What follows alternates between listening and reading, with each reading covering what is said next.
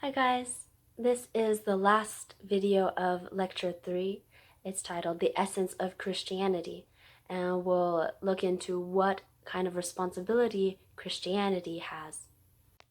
After Jesus' crucifixion, the disciples began spreading Jesus' teachings, thus marking the beginning of Christianity.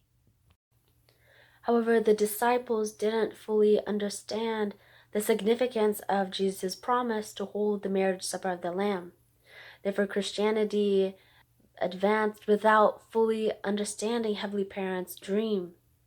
As a result, Christianity increasingly deviated from heaven and became corrupted. The Catholic Church, for example, sold indulgences, granting forgiveness of sins through payment. This became a problem because they undermined Jesus' grace and drew the Church away from Heavenly Parent and became human-centered. In this kind of environment, Heavenly Parent could not send the only begotten daughter. So Heavenly Parent initiated the Protestant Reformation in 1517 through a theologian called Martin Luther. You also probably heard of his name before in your classes.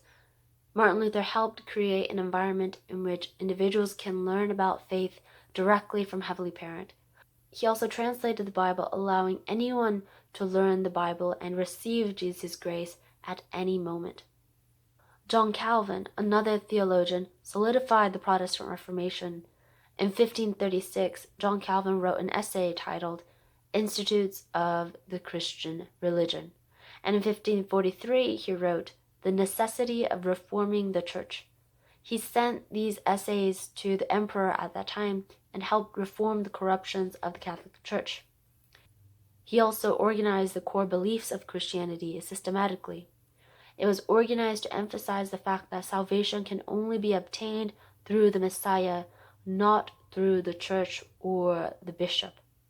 Through this religious reformation, the church was guided to once again advance toward Heavenly Parent's dream. As a result of this religious reformation, the Puritans, who immigrated from Europe to America for religious freedom, established the Christian faith, especially Protestantism. This led to the emergence of democracy in a country ruled by one king, as in the time of Jesus. Something like what happened in the past could happen again. Therefore, Heavenly Parent planted the idea of democracy centering on America, so that when the time comes for the only begotten daughter to be born, the same threat would not happen again. By laying this world foundation, Heavenly Parent prepared for the birth of the only begotten daughter. In this lecture, we examined the process of Heavenly Parent restoring his dream as he sent his only begotten Son, Jesus, to save humanity after the fall. And in order to give birth to the only begotten daughter, he has prepared Christianity. After the fall of Adam and Eve, about 6,000 long years of biblical history has passed. Without missing a single day, Heavenly Parent waited and prepared for the day when they would save all mankind through the only begotten Son and only begotten daughter. How do you think Heavenly Parent felt searching for his children? It's like the scene from Finding Nemo, where the father urgently, desperately tries to search for his son. The aching and desperate heart of parents searching for their children is unimaginably deep and miserable. It is as if all your time has stopped, and life would feel as though it lost its meaning and value.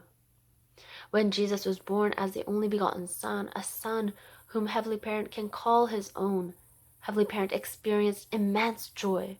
Heavenly Parent must have experienced joy to the point where all the pain from 4,000 years of history would disappear.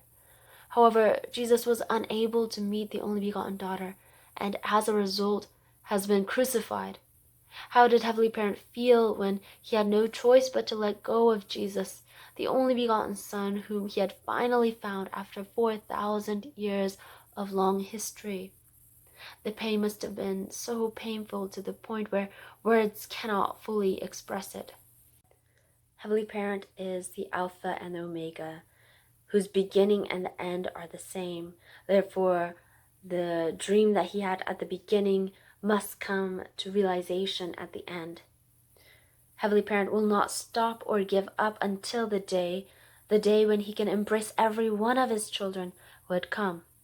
So after Jesus, Heavenly Parent sent Jesus again and prepared the environment, the foundation for the birth of the only begotten daughter. In the next lecture, we'll take a closer look at how Heavenly Parent has worked throughout human history to prepare the foundation for the birth of the only begotten daughter after Jesus. Thank you so much for watching, and I'll see you in the next video.